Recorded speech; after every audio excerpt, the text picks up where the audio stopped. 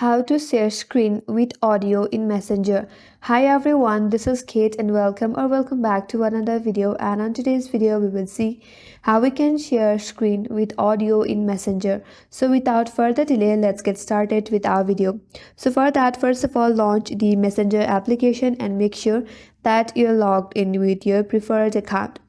Now, in order to share screen with audio in Messenger, first of all, open up a chat conversation with a specific person that you want to share your screen with. So once you have opened up the chat conversation, now you have to make a video call. So tap on the video call icon from the top right corner. So once you're in making a call, and if the person receive your video call, and if you would like to share your screen with an audio, now navigate to top right corner, there is a three dot icon, tap on it. And then tap on call settings.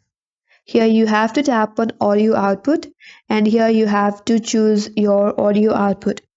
There you will have two options, either your speaker or your headset or your phone. So from there you have to choose your speaker or your phone.